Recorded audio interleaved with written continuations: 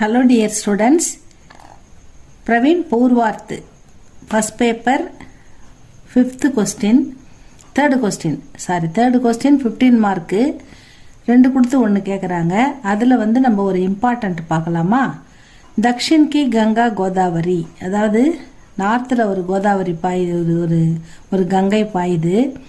நம்ம சவுத்தில் தெற்கில் ஒரு கங்கை பாயணும்னா அது வந்து கோதாவரி தான் அப்படின்னு சொல்லியிருக்காரு இந்த ஆத்தர். அதுதான் தக்ஷனுடைய கங்கை வந்து இந்த கோதாவரி அப்படின்ற தலைப்பில் தான் இந்த பாடம் அமைஞ்சிருக்கு.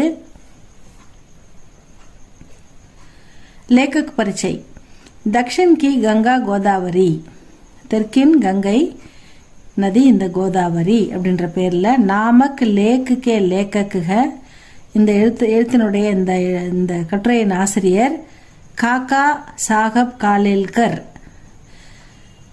வே உச்ச கோட்டிக்கே விசாரக்கு தே, அவர் உயர்ந்த எழுத்துக்களின் உன்னதமான விஷயங்களை எழுதும் ஆசிரியர். உன்கி வியாக்கியா அபி, அவருடைய கருத்துக்கள் எல்லாமே படி தர்க்க சங்கத் ஹோத்திக, அதாவது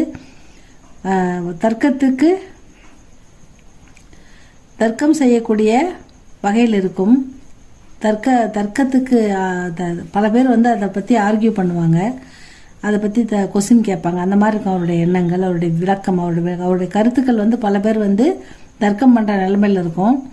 உன்கி திருஷ்டி படி சூக்ஷம் தி, அவர் ரொம்ப கூர்மையான பார்வை உள்ளவர். சிருஷ்டின்னா பார்வை இந்த இடத்துல, படி சூக்ஷம்னா கூர்மையான சிந்தனை உள்ளவர்.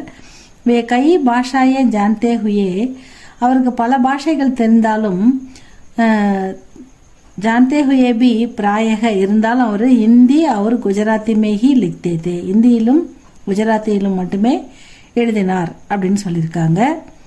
லேக்கக்கா பரிச்சை, ஆசிரியரின் அறிமுகம். இங்கே வந்து லேக்கு பரிச்சை, ஆசிரியரின் அறிமுகம் பார்த்தோம் லேக்குக்கு. இங்கே வந்து லேக்கு அவருடைய அந்த கட்டுரையின் சுருக்கம், அதை பார்க்கலாம்.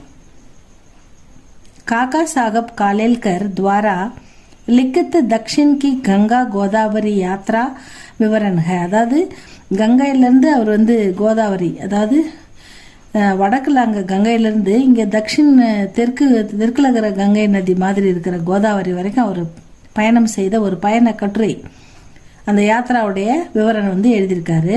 ஜிஸ்மே கோதாவரி கா மகாத்மை, அவர் கோதாவரியின் சிறப்பான தன்மை, और उसके तटों का सौंदर्य काव्यात्मक शैली